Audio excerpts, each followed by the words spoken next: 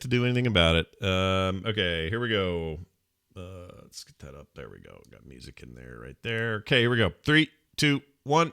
Anyone who threatens my grove is my enemy. So if you want to get a little urine cherry.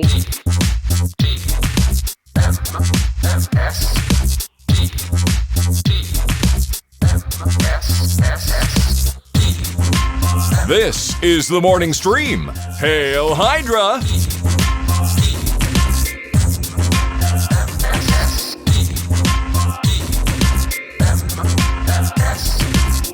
Hello, everybody. Welcome back to TMS. It is the morning stream for Thursday, September 17th, 2020. I'm Scott Johnson. Brian Ibbett is here also. Hello, Brian. I am here also, yes. Yes, also here. Yeah. Be Brian. There be Brian Ibbett, and then there heels. Yar. Yar! Yeah, I was going to say, nice day off, but I really basically did 90 minutes of streaming yesterday. I basically How'd that go? logged back into Animal Crossing after not playing it for almost a month, as each of my residents reminded me. Oh, hi, Brian. Boy, it feels like it's been 1 month since we've spoken. Yeah, they don't like it when you leave. They want you to. They really always don't. But be at least there. they didn't like move out or anything. Although part of the stream was watching me. I had a camper in my campsite. And it turned out to be like a hooker cat. Ooh, It's like a geez. cat with a lot of like hooker makeup on. Okay, all right. Named Monique. Okay. And as soon as I saw her, I'm like, oh my God, I need a hooker cat on my island. And Wow. so you go through the whole thing of like, you keep talking to them until you try to wear them down into moving to your island. It's like, I don't know. No, I need to do things on my island. Then half of the conversation, or really 3/4 of the conversation is, I like camping. Camping is fun. Camping is really nice. You get to see new places. Camping is good. I eat marshmallows, stuff like that. And finally, like I get her to say, okay, well, I'll move here. But you're full. I'll talk to resident services and see what I can do. Maybe somebody else wants to move.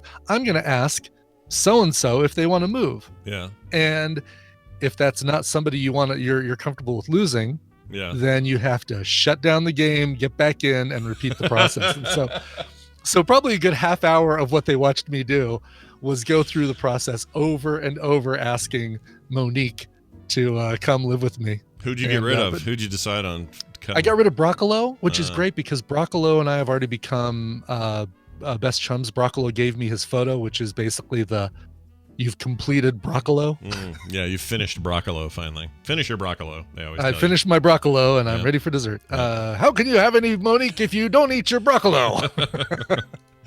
It's a good question. It's a fine question. Anyway, so finally I got Broccolo out and Monique is moving in. Very now nice. I feel like I'm one step closer to having Gilligan's Island, because now I have a ginger. I mean, she is a total ginger with like the makeup mole on her face and the eyeshadow. And Do you think they were like, this is like a nod to the actual Gilligan's Island ginger? Do you think they were doing that? No, I don't think so. I think it's just like a slutty cat.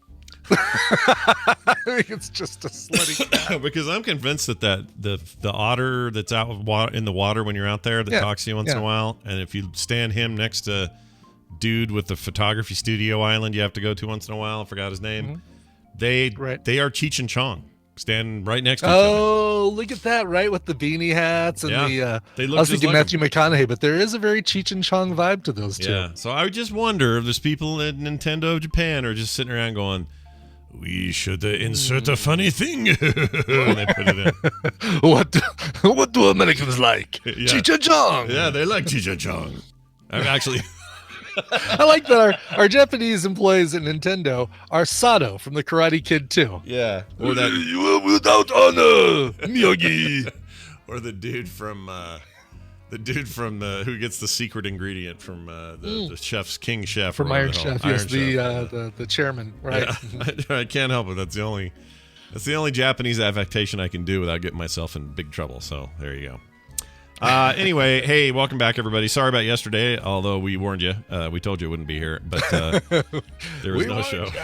Gave you multiple warnings. The thing I did do, I think you're gonna all like, but I can't tell you about it till things I'm told I can tell you. Brian knows what it is, and it really isn't that big of a deal. But for some reason, it's NDA. No, it's really like, boy, you people are going to be really disappointed when he finally tells you. It's going to be like, oh, is that really? Yeah, it's not like I got an interview with the freaking Prince of Egypt or something cool. Like it's they don't even have those anymore, do they? There's no Prince of Egypt anymore, right? I don't know if there is. I know there's a Prince of Persia. Okay, there is. And if you're not careful, you'll fall on spikes. So be careful. Right. They're remaking that, by the way. There's a new Prince of Persia remake coming. An HD, right? Like I think so. Yeah. Remaster. Mm-hmm. Yeah, same game but remastered. That original game, not the original, but the Ubisoft 2005 or 6 game. Yes. Amazing. Sands of Time. Yeah, it was an incredible game. Mm-hmm. So, and that team, a lot of people don't know this, but that team, they're the ones that went on to build and start and make the Assassin's Creed series. So, big pedigree there. Was that based on the movie, or was the movie based on that game? I mean, I know Prince of Persia, the movie is based on the Prince of Persia franchise, but did the Sands of Time Ubisoft game come out before the movie? Yeah, way before. Okay. Because I want to say that Sands of Time movie was like, what, 2013 or 12 or 11 or somewhere in there? 2010 looks like the 10? movie. And when was the game? It's like 05. Definitely earlier than that, yeah. It was a GameCube game, so it may have been. Was it platform? I don't think I ever played it. It was great. It was. I loved the original platformer. Loved it. Yeah, this thing was like 3D. It had entered in what then would be called next generation sort of ideas and stuff. Probably holds up. It's probably still gameplay wise pretty good. So I would actually be interested in this remaster if they can actually really truly remaster it, because it visually it's not holding up. It doesn't look great. Yeah. But yeah, it's cool. And yes, that movie was with the Brokeback Mountain dude, and I cannot believe that was 10 years ago. How did that movie come out 10 freaking years ago?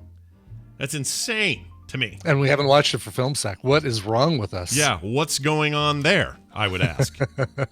Check this out. I found the 43 best to worst video game movies according to Rotten Tomatoes. Oh, wow. There have been 43. Yeah. Would you like... That's a lot, right? It's a lot. So that is a lot. I'd like you to try to guess what you think the top few are or might be and what the bottom few might be. And we've seen... I'll say this. I'll preface this by saying we have seen a number of these for Film Sack, so that may help. Okay. All right. I'm going to say, let's shoot for the top 5 here. Okay. I'm going to say... Was Tomb Raider good enough to be... Boy, I'm sure I'm forgetting something that was really, really good. Well, you're close. I'll go ahead and give this one to you. At number 4, the 2018 Tomb Raider reboot is number 4. Oh, right, with Alicia Vikander, right? Yeah. Yes, I never saw that, but I do want to see that. Okay. And the two Angelina Jolie ones are probably in the mid 10, the teens. What's funny is I'm not sure. Oh, they are on this. They're up in 16 and 21. Okay. So pretty close to the teens. Okay. Yeah. Super Mario has got to be near the bottom. Bob Hoskins. Pretty near the bottom. I will put that at number. Hold on. Where is it? What you said there were 46 total? I'm gonna say that's in the 40s. Super Mario. Where is Super Mario? There it is. Number 18. Okay. So people like that more than one of those Tomb Raiders. God, no kidding. Right. Yeah. That's surprising. I thought that would be high 40s or mid 40s. Yeah. The Warcraft movie, probably not in the top 10, great question. But wasn't bad. The David Bowie's son Warcraft movie. Yeah, Duncan Jones. Warcraft Jones. Number 15. 15. Okay. Yeah. Not beloved by anyone. What am I forgetting that is it's the good ones that are hard, right? Like, remember, they are the good hard. ones. Like, what's a good Assassin's Creed? Wasn't that good? Nope, that's way near the bottom. It's number. Yeah. Assassin's Creed at number. Why is this taking so long? Oh gosh, this is taking forever. Oh, is it one of those sites where it's like load more? No, it's a whole page, but it's just a lot of games. Oh, here it is. No. Assassin's Creed 2016 at number 27, 18% rating on that thing. It's pretty bad. All right, what am I forgetting? I guess like animated stuff or Sonic the Hedgehog could be in there. That actually critics did kind of like the Sonic movie. Yeah, that's rated fresh at 63. That's at number 3, third Number best. 3, okay. Yep. All right. The two ahead of it. I'll say this. I'll say this. The top Doom, Resident Evil. Okay. The top 3 are aimed at kids, I would argue. Okay. More than adults. So like Sonic, obviously at 3, but number 2 and number 1 definitely aimed at kids. All right. Boy, I'm seeing a lot of Street Fighter, no. Rampage, no. Resident Evil. God, Rampage is number 5, by the way. Rampage is number 5, yeah. really? It's actually currently tied with Tomb Raider at 51%, so I don't know why it's 5 and it's 4. But Detective Pikachu. Yeah, I forgot about that being a movie based on a video game. Yep, number 2. Didn't think about that. Number 2. That was pretty good. Yeah. 68% fresh, pretty good. Oh, Angry Birds. Yeah, I'm completely forgetting some of these animated deals. Yeah. Angry Birds probably lower though. Angry Birds number 1 lower. What? But number 2, the second film, the sequel, at number 1. Really? Yeah. Okay. 73%. That's a respectable percentage. That's a very respectable percent. Wow. Okay. So that's our top 5: Angry Birds, Detective Pikachu, Rampage, and Tomb Raider. Rampage and Tomb Raider. And Sonic. Wow. Okay. Yeah. And then I'll list off some of these other. Mortal Kombat at number 6. Final Fantasy. Really? Yep. Okay. Final There's Fantasy. a big gap. It feels like between. The top 5 and the rest of the list. Yeah. The number 7, Final Fantasy, The Spirits Within. That was a weird movie. Oh, I never saw that. That was the full computer rendered. Yeah. It Uncanny looked Valley cool, business. but man, what a weird thing. Yeah. Prince of Persia, Sands of Time at number 9. Resident Evil, The Final Chapter at number 10. Mm-hmm. So that's the highest rated of the Resident Evil films. The Final Chapter. Yep. 2017's. Mila Jovovich is still in those? Oh, yeah. Okay. Still Paul W.S. Anderson making those movies.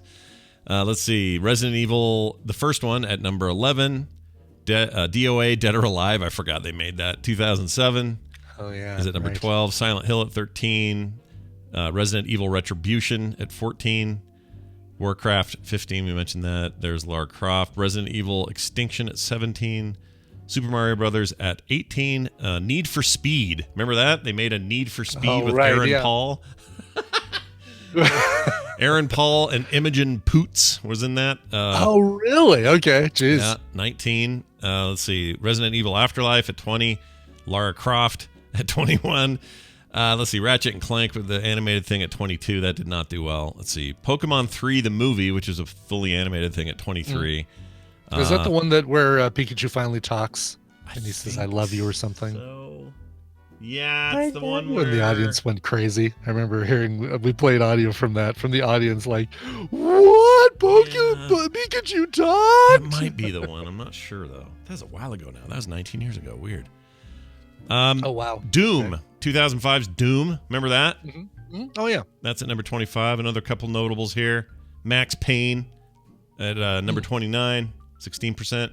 The Hitman movie at 31. What a terrible use of Timothy Olyphant. They screwed that up. Oh, right. Wow. Screwed that up. Silent Hill's on here at 33. Silent Hill Revelation, the sequel. Oh, Silent Hill. Right. I forgot they made movies of Silent Hill. They did. Wing Commander at 34. We saw that on Film Sack. We did. Street Fighter currently sitting at 10% on Rotten Tomatoes at number 35. Let's see. Agent 47, the next Hitman game, which was only like 2015. Yeah. That came out. That's at 36. Postal at 37. Street Fighter, The Legend of Chun-Li at 38. Okay. Blood Rain at 39. Blood Rain, yeah. Oh, yeah, that came and went like a fart in the wind. Yep. In the Name of the King, a Dungeon Siege tale with Uwe Boll directing and Jason Statham starring. Oh, my God. That was just like a few years ago, like 2010s, 2006. Right? 2006. Wow, okay. Been a while. I know that's the thing that I learned from this list when I was going through it the other day. Mm-hmm, mm-hmm. I'm shocked at how far off all of this stuff is. Like, right. House of the Dead, I would have said, they made that like 3 years ago. Nope, 2003. That's at number 41. Number 42, Mortal Kombat Annihilation, right where it belongs. 2%, by the way, on the tomato rating. And finally, number 1, worst video game adaptation of all time. Mm-hmm. The Christian Slater, Tara Reid, Stephen Dorff classic, Alone in the Dark from 2005. Wow. All right. So let's say they were going to make, and let's limit this to live action because it'd be really easy to take cinematics from your favorite games and turn them into a movie. Sure. Let's say they were making a live action version of a movie or a live action version of a video game. All right. They have those already, the live action versions of movies. Yeah. What game that doesn't already have a live action adaptation would you like to see? One? Oh man. And can it be, because there's some stuff in the works. There's a Doom series coming. We won't count that. Okay. Or not Doom. Halo, I meant to say. Oh, really? Okay. That's cool. Oh, you know what? A Titanfall movie. Oh, that's a really good choice. I'd be into that. They'd have to really lean into what makes that game great, though, and that is that relationship with the pilot and the robot. They could do it. Yeah. That would be great. Oh, yeah. Fallout is getting a TV series on Prime, I think. So that's. Oh, really? That's a great one. Jeez. Yeah, Fallout would be good. Some of these already feel like they're already movies that like have been turned into video games. Well, in a lot of cases, like Red Dead Redemption, it's just a sprawling Western. That's a video game. Right, exactly. Yeah, I mean, and Just Cause is basically every action movie from the 80s turned into a video game. Yeah. Oh, anything Warhammer 40K, you're not kidding. Pull Xander. I am all in on your idea there, because Warhammer 40K is one of my favorite universes, and there's something getting worked on with that, too. Like, a lot of this stuff, I'm going to make this argument. Oh, yeah. I think we are getting to the point, like we did with the MCU, like we did with Marvel, where, I mean, 15 years ago, Brian, if you'd explained to me that somehow Guardians of the Galaxy and the Infinity Gauntlet and freaking Thanos and all that stuff was going to work in movies and be the biggest things ever, I would have laughed in your face. I would have said, no, are you kidding me? Stick to Batman where we know what to do. You know, like it wouldn't have been a thing I would have ever thought would happen.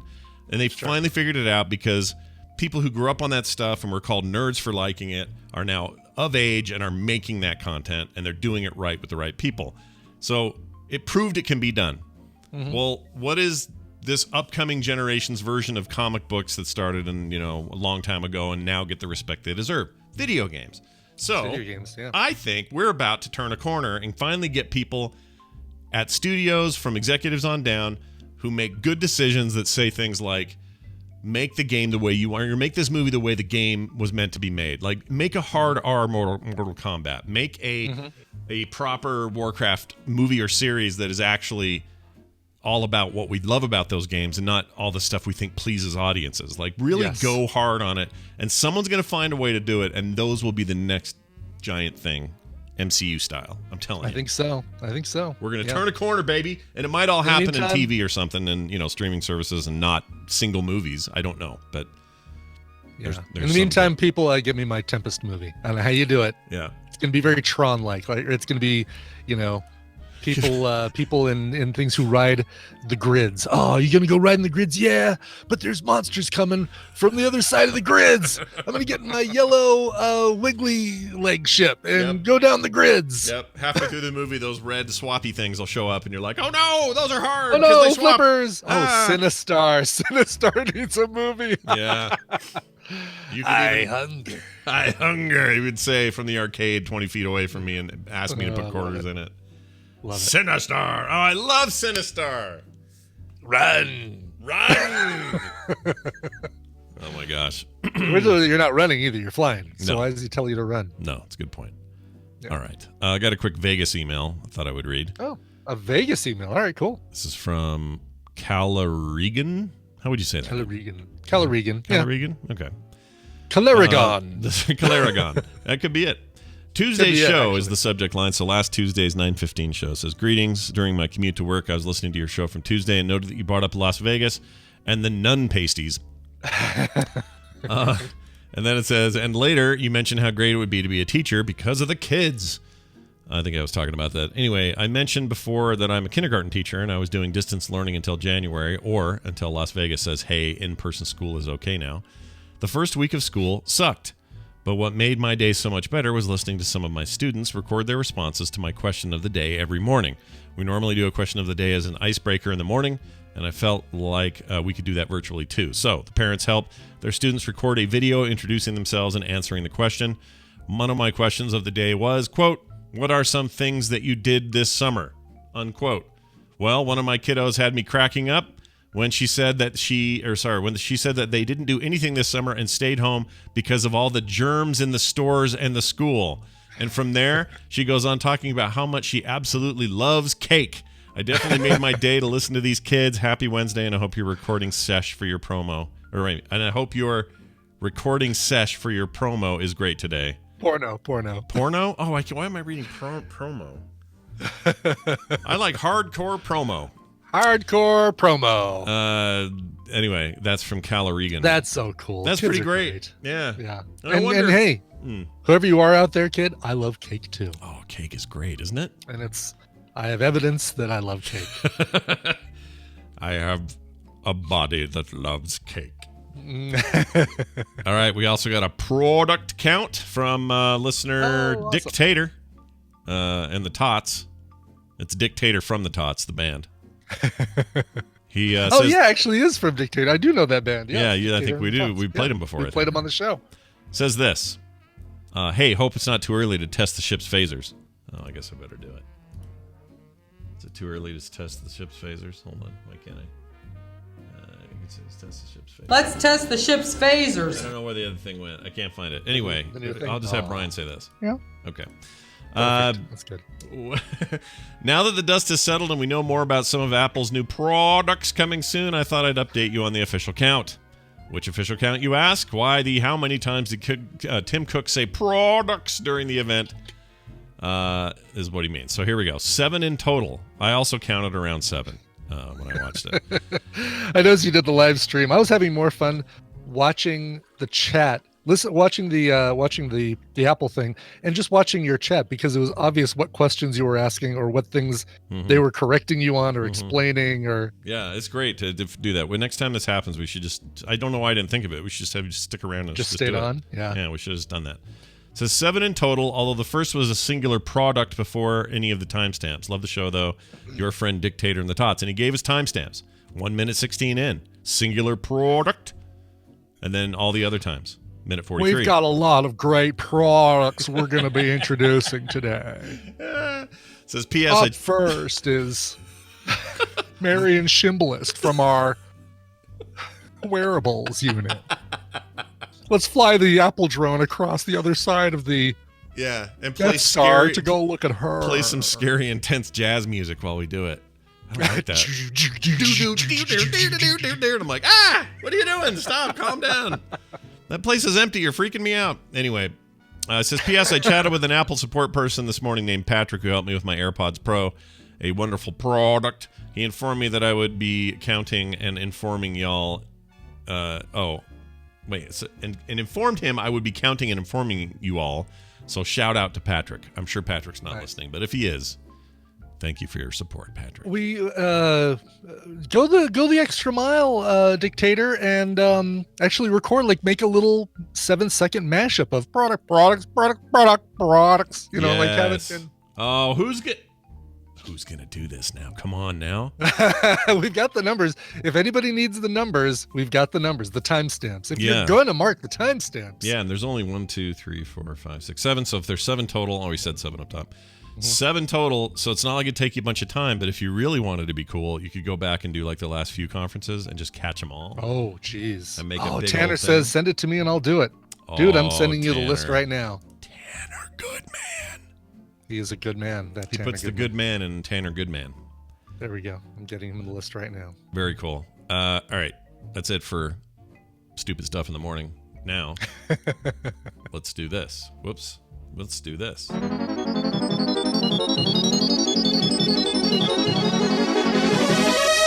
It's time for the news brought to you by... Oh, we don't have anything. Brett, Want to make we don't have up? anything, which is a bummer because I was going to say something and I don't know what I'm going to say now. But go check out the most recent episode and tonight's episode of Almost Daily Discourse. I was a special guest on for 2 episodes talking about retiring a podcast. Like, how do you decide...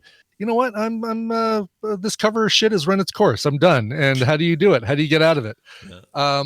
As well as how do you go back to movie theaters was the other topic. We did 2 30-minute episodes. One was movie theaters. The other one was retiring podcasts. You've already figured out the movie theater part. You know how to go back. I did. I figured it out. It's figured. It's decided. You wear a mask. You go in there. You make sure they got all the rules in place and that they're following them, and they're not too many teenagers are being dumb. And then you hold still and you don't touch anything, and you watch your movie, and then you leave. And you GTFO. Yeah, you get the F out of there. That's right. You make a special mask that has a little slot for popcorn. You just push it through the little mask. Oh, a little hole. I like it. I finally got one of those masks that has the little flip ups that'll make it so your glasses don't get foggy. So I finally got that. Yeah. That's cool. I mean, what we've been doing is just taking a paper clip, or not a paper clip, but a piece of like aluminum wire that I had for armatures for clay and stuff like that. But you just wrap that in the top of the mask, and then it bends right around your nose, and you don't get your glasses fogged up. Oh, that's cool. That's the MacGyver. But if you have a mask that already has that, that's even better. Well, this one's got. Well, now I don't know what it has, because this one has the metal in it, so it already has the metal pinch, where you can bend it down. But then it also has these two flaps that say in the instructions these are for wearing glasses and will stop the fogging, and you're supposed to pull those flaps up.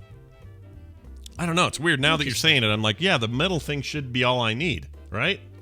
I would think so. Yeah, I wonder what the flaps do, unless the flaps go in so that it even acts as one more blockage for warm air coming out. I don't know. That's weird. Interesting. It'll be good though, because when I have to wear them, I rarely wear glasses anymore, but when I do, it's usually when I'm out and about, and they definitely fog up. So I'll give them a try today, and I'll let you guys know how it goes. I'll take them outside. Cool. Do it. All right. Do it. First story, a Northport man. Northport man. What's this? Did we not do this, or did we skip this one? We skipped it yesterday. Skip this one. Yeah. Okay. Yeah, we marked it. North Portman. It's Natalie Portman's dad. Excelsior. That's his power. He produced Natalie Portman. Producer of Natalie Portman. Well, that's a big deal, She's a star, Brian, a star. She's a star. A North Portman man buys a antique rifle from 1861. That's how old it is. Wow. And then got it home and found out it's still loaded. Ooh. According to a news partner in Port Sun, John Pisano. Purchased a Springfield 1861 model that was manufactured in Connecticut, or as my dad used to say, Connecticut, in 1963 in the Colt Manufacturing Company. So that was a Colt rifle. Very cool. The gun belonged to a soldier in the state of New Jersey when Paisano. Maybe it's Paisano. Hey, Paisanos! It's, there's no. I think Paisano is usually spelled with an A-I, P-A-I-S-A-N-O, but it could be Paisano. I don't know. Pisano. I'm picturing the wrestler Lou Albano saying it now.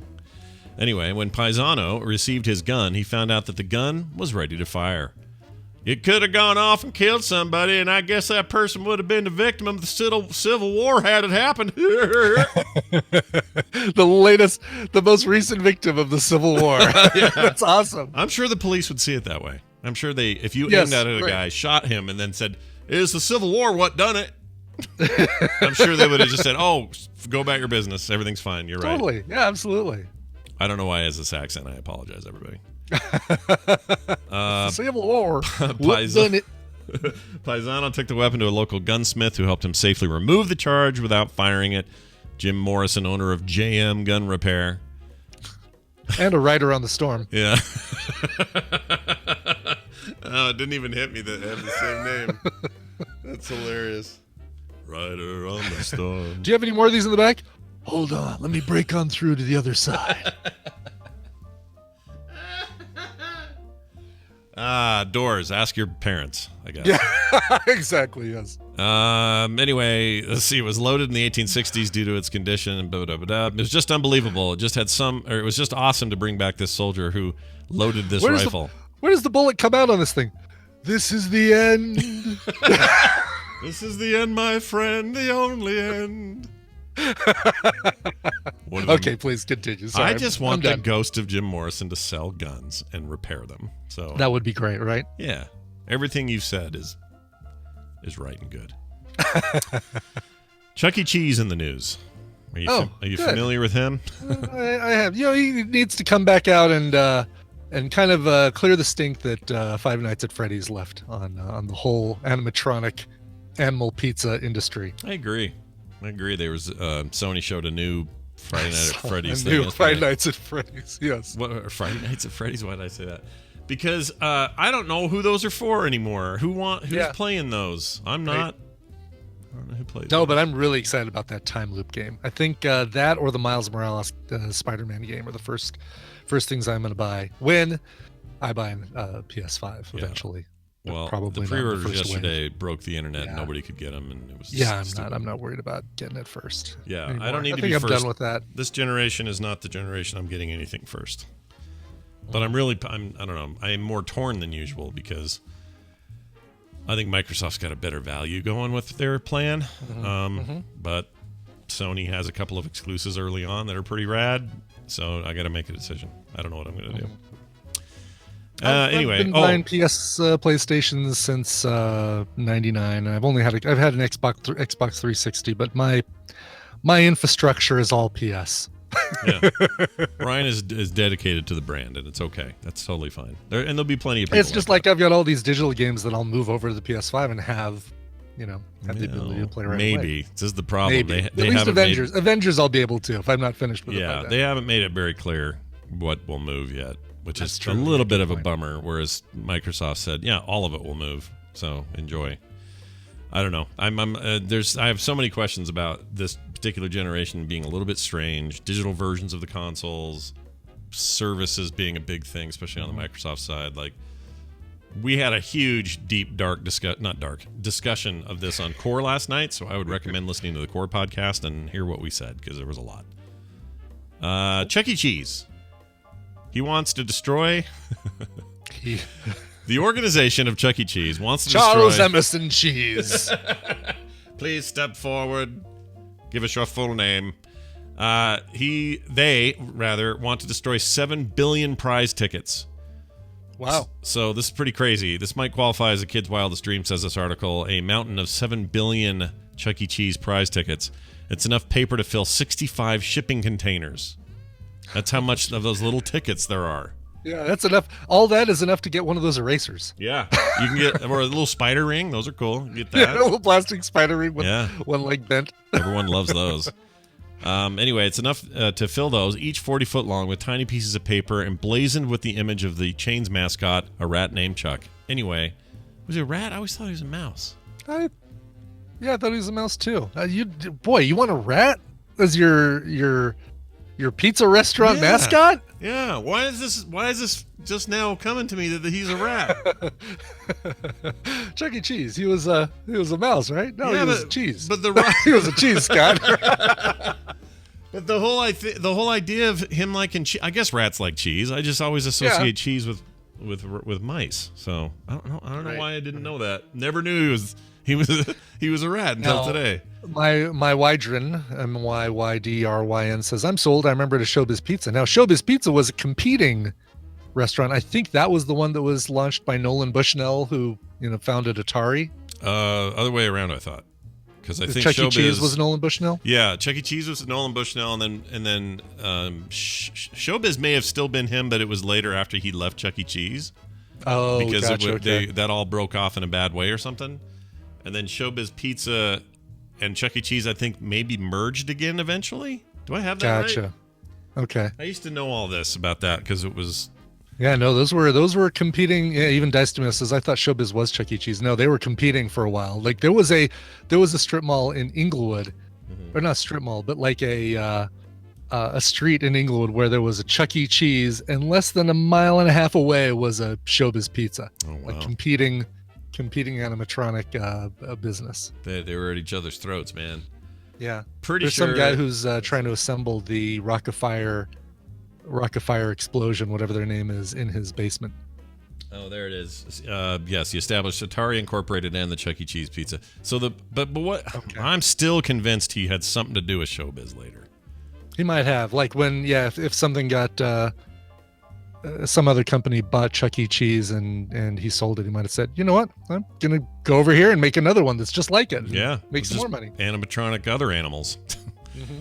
Weren't they also animals? They were animals at Showbiz, right? I think. Yes. Okay. Okay. Yes. Yeah, they definitely they had to be animals, but I couldn't remember. I couldn't tell you what any of those animals were. Well, J.C. Calhoun, we know there's a way to look it up online, but we're doing a show. Yeah, that's what you guys are for. Yeah, that's your job. We're not sitting here pretending the internet doesn't exist. We're just, we've already gotten accused of having the show called Two Old Guys Look Stuff Up on the Internet. Yeah, exactly. Okay, it merged into Chuck E. Cheese. Showbiz had a bear named Billy Bob.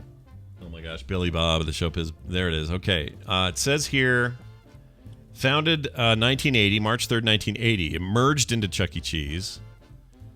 Was founded by Robert L. Block of Creative Engineering. Okay, so what that was is, what it looks like now is, okay, now this is starting to come to me. Nolan Bushnell was always accused of ripping off Showbiz. Now I understand why, because he actually, it sounds like he did. He ripped off the idea. It sounds like you did, yes. Yeah, and so he stole the idea. It grew faster and did better. So then Showbiz merged with Chuck E. Cheese. Chuck E. Cheese basically bought out Showbiz and they merged together. And they may have run some separate restaurants for a while, but now all of it's gone. Well, I think there is still a Chuck E. Cheese in Inglewood. Is there still, really? You guys still have one? Yeah, oh my God. I think we still have a Chuck E. Cheese for sure. Because I thought they were. I thought they and were the Rocket gone. Fire Explosion actually was a Showbiz Pizza thing before it. I would have credited that to Chuck E. Cheese, that there was that Rocket Fire Explosion was Chuck E. Cheese. Crazy. I always get the Rocket Fire Explosion after I eat at Chuck E. Cheese. Exactly. Yes. We used to take our kids, but I've told you the story. Taylor pronounced it Chuck E. Jesus. So she would say, "Dad, when are we going to Chuck E. Jesus again?" She always said that. We loved that. Chuck E. Jesus. Chuck E. Awesome. Jesus. It's the second coming of Chuck E. Jesus. Anyway, soon enough, those tickets could be destroyed without ever getting into the eager pizza-stained hand of the eatery's young customers. The chain, whose parent company filed for bankruptcy earlier this year, this week asked a bankruptcy court judge for permission to spend more than $2 million to purchase and destroy the tickets, which were printed before the bankruptcy happened in June, filing, but was never delivered. Even before the pandemic, the chain was shifting to e-tickets, which reduced the wait time in the chain's 612 locations and cut overall costs associated with the tickets. That makes sense. With the COVID-19 pandemic, the shift was accelerated to provide more contact-free service, but with the rapid shift, left suppliers stuck with a mountain of 7 billion printed tickets that Chuck E. Cheese no longer wants or needs. So now they got to destroy all that. What a waste of paper, dude. Yeah, no kidding. What a waste. Recycle it all into what? What do we want out of that? What do you want to use, Brian, later that you're like, oh, this is made from recycled Chuck E. Cheese tickets? Chuck E. Cheese tickets? Yeah. Well, let's bring things full circle. Arcade cabinets for like the one up brand arcade cabinets made from recycled Chuck E. Cheese. Yeah, tickets. Those are all particle board. They could use paper products. Exactly, they might as well. There's actually a Chuck E. Cheese much closer to me than I realized. There's one up in Superior, which is halfway to Boulder, or 2/3 of the way up to Boulder, and I kind of want to go there and just like, will they let you go there if you don't have a kid with you, or is that creepy? It's a little creepy.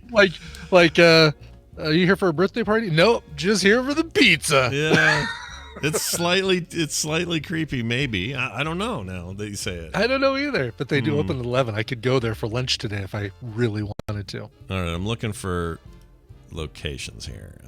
Wow, they've remodeled Chuck E. Cheese. He looks like a little bit like a rat version of Stuart Little from the animated movies. And he's a mouse, so there's a problem. And Stuart Little's a mouse. That's why I said a rat version of Stuart Little. But oh yeah, right, yeah, that makes sense. Yeah. By the way, we have one left. That's it. We used to have these scattered.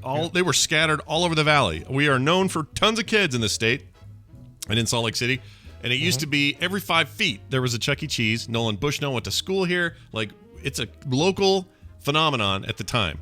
We're down to 1. Wow, we have 6 in the Denver metro area. Like between Denver and Fort Collins, 6 Dang. Chuck E. Cheese's left. Chuck E. Jesus's left. Chuck E. Jesus's. Let's see, where is this? Oh, it's over by that mall. I know where that is. Well, now I kind of want to go.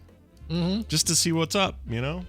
Yeah. Okay, now we're going to do a version of Terrence Trent D'Arby's Wishing Well.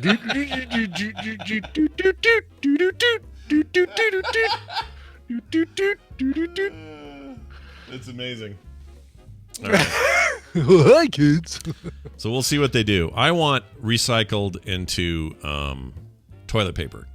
That's all. Oh, there you go. Mm-hmm. We're having a shortage of that, Just soften it up a little bit, and it's basically on rolls already. It's just kind of a little thin. So and it's perforated already, right? They have little perforations.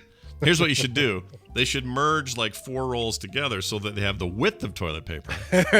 Right, exactly. But it's still just tickets. Just schlink and go for it. I like it. All right. Perfect. Next up, speaking of food, McDonald's in the news. They have this meal called the Travis Scott meal. Brian, are you familiar with Travis Scott? Do you know who that is? I am. Okay. Just only really because of this and because it was a trivia question a couple of weeks ago. Okay, cool. He's also known recently-ish for showing up and doing a live concert in what's the game called? Fortnite, right? Yes. Where he was all giant and huge, stomping around and stuff. Rap maker. He makes raps. Yeah. He's a rapper, man. It's a fusion of what they call traditional hip hop, lo-fi, and ambient. I like his music. It's pretty cool, actually. It's good stuff. Okay. Anyway, the Travis Scott meal is a thing McDonald's is doing, like a promotional meal, and it's so popular, it has caused a quarter pounder shortage across the country. So if you wanted to go get a quarter pounder at your McDonald's, you might be screwed because Travis Scott has made it so everyone ate it already. Isn't the quarter pounder just made with the same quote unquote meat that the other burgers are made from? Like, can't they just reshape?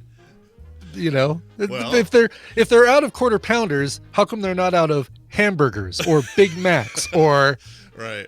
Well, they're a different. Okay, so here's the thing. This probably.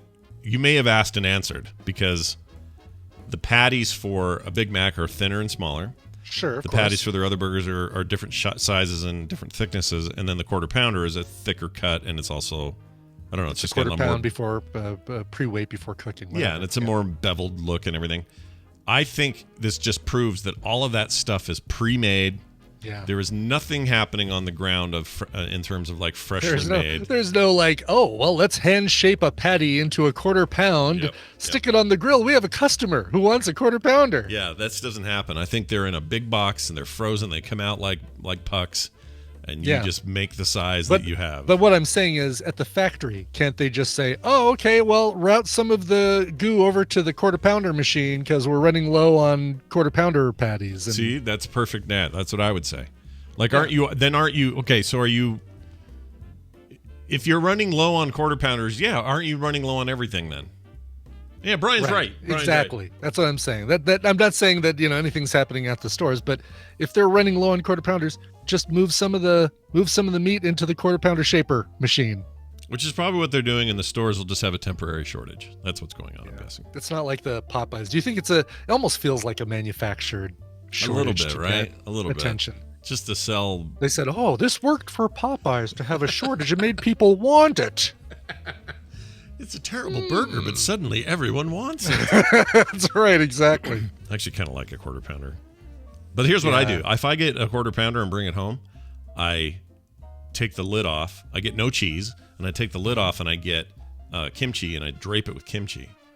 And then lid back on, meaning the bun, and then I eat it. Sounds like you were going to say you made it healthier somehow, but it's not, definitely not. Well, I mean, I guess sort of it is, because good pickled stuff is good for your guts. But sure, but you didn't take anything away. I mean, the cheese, you didn't get it with cheese, but you didn't take anything away. But we made the mistake one day when back in the early 90s. Okay. We went with our friends Vicky and Jason, who were dating at the time and are no longer dating, but no longer even speaking to each other. Jeez. But the four of us, Tina, me, Jason, and Vicky, decided we were going to drive from Denver to Las Vegas because Jason has relatives who live out there. They were going to put us up in their house, and we were going to go check out Las Vegas. And this was before I really had that love for Vegas that came in 1999-2000 time frame. Oh, wow. You were kind of virgin meat there. Okay. I was, exactly. I'd been there as a kid when I wasn't old enough to do anything there. This was going to be the first time I was there when I was old enough to actually gamble. Mm-hmm. And so we drive out there, and on the way, we decided to leave around, I guess, after somebody got off work. So we left at about 5 or 6 p.m. Yeah. So already kind of heading out there at night, and decided, all right, well, let's grab some dinner. At the time, McDonald's had double quarter pounders with cheese. And at the time, I didn't have to. I had metabolism. Whatever that was. But you had a functioning metabolism. I had a functioning metabolism. Like me. I And had so, one too then. Yeah, it was great. So the four of us got double quarter pounders with cheese, fries, drinks, all that sort of thing, and ate those in the car in the Forerunner on the way. Yeah. And then listened to book 4 of the Dark Tower series halfway through, because that's where Jason was in his listening of the audiobook of the Dark Tower, or whatever book had just come out. He was in the middle of listening to it. So we're listening to that, read by Stephen King. Already it's like, it's the worst when he does that. This is the worst thing ever. Yeah.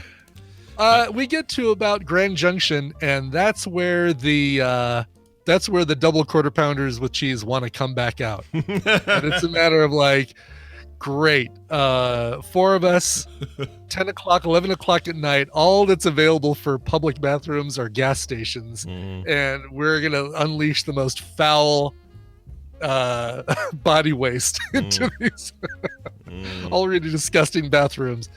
It was horrendous. But it sounds like a fun little trip though. It was a horrible trip. It was fun being there with Jason and Vicky until they started fighting about what a bonsai tree was. Dude, why is it that you and I have the exact same thing in the early 90s? We had a couple of friends that were a couple that fought all the time.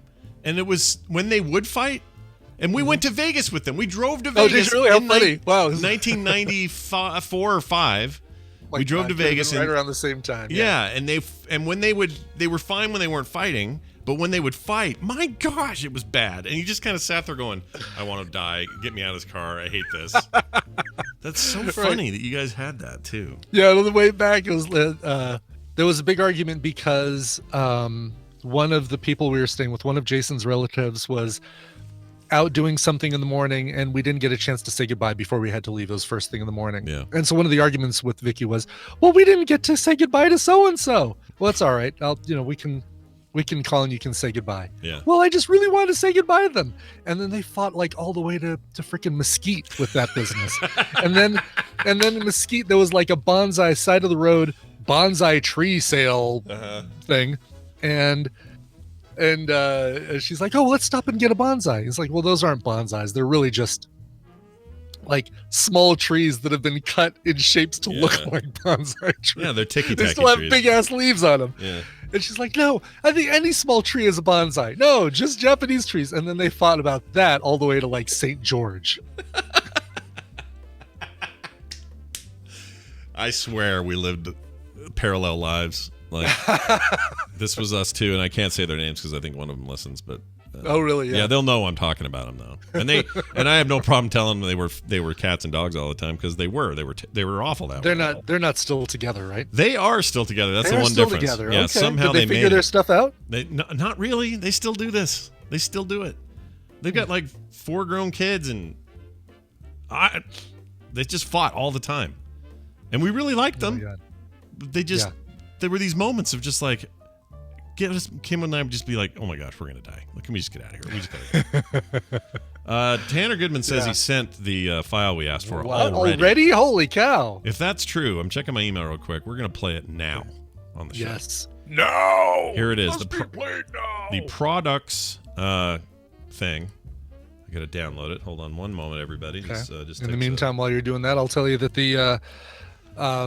the other drawback to the weekend was that we were there for like a 4-day weekend, right? And we get there and we're basically at the mercy of Jason, who's got the car. Yeah. And they didn't want to go to the strip ever. Like they wanted to go to the strip once.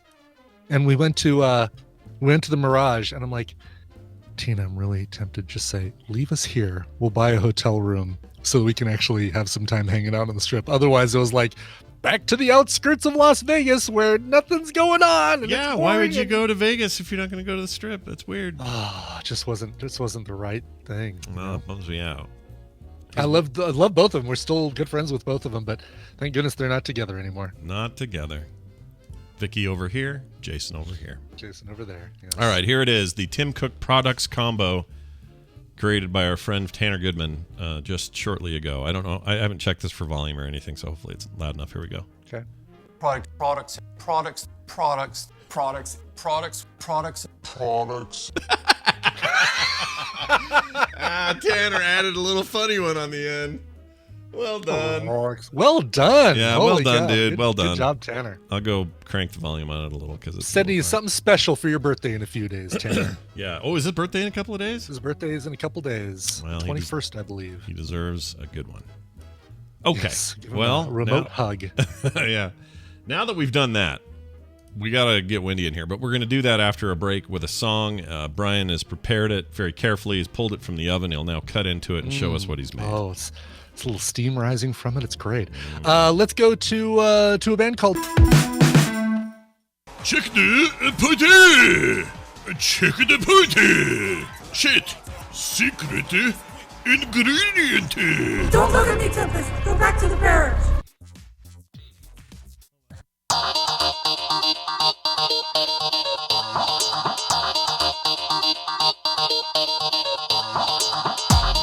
Many Bothans died to bring you this information. This is the morning stream.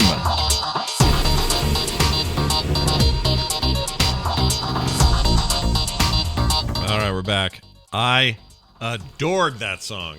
Isn't that cool? I loved it. I want that. Circa, I want whatever Circa they Waves is the band. Circa Waves? I got to write this. Circa Waves, featuring Alfie Templeman.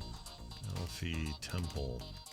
I got to look them up. Very cool, like modern psychedelic kind of pop. It's just chill, man. I liked it. I need more of that kind of music in my life. Yeah. All right, Wendy incoming, like a hot flash in the night. She's heading in to say stuff. Why does it say create a group? That's weird. Oh, okay. Oh, Discord, you changed the thing and didn't tell anyone. All right, that's fine. Anyway, Wendy will be here shortly. Oh, there she is now. I hear her now. I see her. Oh, hi. How are you? I guess I haven't heard you because you didn't. You just now said words. No, I sent you a text saying we were running a little late. We were still doing the song and stuff. Okay, but you're here now. How are you? What's going on? Good. Nothing. Wow, that's intense that you're doing good. Hey, look at this, Wendy. We got a new clip that we've captured of you, no. and we played it played at the top of the show, but I'll play it again so that everyone can hear it. Here you go. So if you want to get a little urine cherry. Oh yeah, little urine cherry. Yeah, I think that's a flavor of it's a flavor of vape juice, if I remember the context correctly. Yeah, you were talking about how it smelled like a combo of pea and cherry flavor. Yeah, it's the new when you get a snow cone. Tiger's blood used to be the cool one. Now oh man, cherry. Do you know how much I loved a tiger's blood snow cone? One of my favorite things on this planet. And I can't do them anymore. It's too much sugar. I can't do it. Yeah, it is just pure sugar. Yeah, with a little ice. Shug with some ice. Anyway, guess what? Summer's over. You're fine. Oh, you don't need to worry about that for another year. Oh, really? So once summer's over, back on the shug? That's just get right back on it. Spend the whole winter just pounding it down. Get an A1C test in the spring. Find out I'm way over again, and then do it all over again, Brian. Sure. That's exactly right. Anyway, Wendy's here, as she always is on Thursdays, to talk about the world of mental health. Oh, yes, she's a therapist. Doesn't just play one on TV or on the radio. She's actually one, and she helps real people with problems all the time. She donates a little time on Thursdays to talk to you about your problems, sometimes topics. But today we got an email. Wendy, I'm going to go ahead and just read this. Are you ready for this? Please read. All right, here goes. My 14-year-old daughter, by the way, it's from somebody I'll keep anonymous, so I don't know. They didn't say to, but we will. My 14-year-old daughter started her first year in high school this year. That's a big deal. That's a big moment for anybody. Sure. All right. Though late due to the COVIDs, she had her school physical the other day. During the examination, the nurse told her she was going to ask some personal questions and asked if she wanted her mother to leave the room. She did, so my wife went out to wait in the car as the waiting room is closed for COVID reasons. A lot of COVID in here. After the appointment, while speaking to my daughter and going through the paperwork, we found the nurse had prescribed an antidepressant and added a request for counseling. This was not discussed with my wife, and she was waiting in the car. We are open to my daughter seeking counseling, but feel uncomfortable with the nurse, who has never met my daughter before and is filling our family doctor's shoes due to social distancing requirements and sheer volume of patients, prescribing said drugs without the oversight and licensed physician present. The drug in question is escitalopram. Is that close? I probably got there. Pram. I would say Really pram at the end, but pretty close. Yeah. Yep, Escitalopram. it's pram. But Pram? Is it good. pram? Okay. Like pushing the pram like the British do. They got the pram name. Yes, That's right. where it comes from. Said thoughts and thanks. To me, I was a little alarmed by this email because I didn't think a school nurse could do this. Real quick, he said nurse because there's nurses that can prescribe, and those are APRNs typically. So there are nurses that have prescribing power. So I'm assuming that's what that was. What's an APRM? Because a regular nurse cannot do What's that. an APRM? What does that stand for? APRN. Oh. Whatever it stands for, but it means they can prescribe. So must be it. Sort of like a physician's assistant. Oh, okay. Has similar. Registered nurse. Yeah. Yeah. AP, that's like an advanced placement registered nurse. Right, exactly. Yeah, I knew. Anyway, I knew physician's assistants could do it. I didn't know anybody with a nurse title. Similarly, a nurse with that credentials can. So, yes, which is why they're having her see this nurse with that credential. You wouldn't have them see just maybe a regular nurse unless it was just getting a vaccine or something that nurses can do a lot of things, but they prescribe and they probably wouldn't be doing sort of that checkup. Anyway, so that's why. Because if it was a regular nurse doing it, then something's wrong. I'm assuming it's like having a physician's assistant. Okay. That's the same level as that nurse. Okay. Anyway, that's not the problem here. There's other problems here. Yeah. Well, one being that, and how old was the kid again? It's first year of high school, so I would assume 15 or 14. 14? Yeah. 14, 15. Okay. Yeah. Yeah, that's pretty young to not have any kind of consultation or anything. Usually interesting. Yeah. Not having any parents. It's a tough situation because obviously the daughter doesn't feel comfortable talking about it with oh man. Well, here's my problem with it. Let me back up. This is how it should have gone. Okay. This is how it should have gone. Okay. Hey, we're chit-chatting. Okay. Is there anything you want to talk about that maybe mom and dad not in the room would be good? Great. Okay. They leave. They're out in the car. You have a conversation. This kid is feeling depressed and having maybe some thoughts of harming themselves or, whatever. You give them a referral to go to counseling, and that, after having that conversation, if medication's necessary, then come back and we'll write your prescription. Do you tell the mom and dad? I mean, there's certain patient rights, and I don't know when they start age-wise. I feel like it's younger and younger every minute. I don't know. So her obligation to tell the parents about that is, it's questionable with a referral. It's questionable at all, right? Like, I don't know if she has to, but to hand a kid a prescription, that feels like a way big step beyond. First of all, the kid does not know how to go get a prescription. It's not going to happen. Right. So to not include the parents is a little bit weird. So speaking of COVID, I'm just throw that in the bucket of maybe they're trying to do some things because of COVID that normally would not be done, meaning the mom would come in the room, they would have a discussion, there'd be a phone call, something, there would be some kind of, and it sounds like no one called the family either later, right? So you give this kid a prescription, what is she going to do with it? She's 14. That's not like realistic. So I'm not really sure what's going on there. No one needs to be thrown under any bus, but there really should be a conversation about a medication. I feel like that's illegal, but I could be wrong. And really, it should not be your first line. And here's my general problem with this scenario is it's, primary care, and someone says they're depressed and they write a prescription in a half a second. That is so common. So despite her age, that's what's happening in lots of places. Yeah. Sometimes that is a good idea for somebody, and it's fine. Maybe or they're blah, blah, blah, right? It's not that it's the end of the world that they're involved in that kind of suggestion or whatever. But what ends up happening is that's the only psychiatric care someone will seek. And it's a family doctor whose main gig is to work on the flu and broken bones or something. And so the follow-up, it really depends on the physician as well. Some have more expertise and spend more time, but most of them are just handing out prescriptions for whatever the drug rep brought and dropped off. Right. So, and this isn't even their regular doctor. No, right? Like there's a lot a substitute here teacher. Yeah, exactly. And even if it was their doctor, so she probably had the right to prescribe whatever.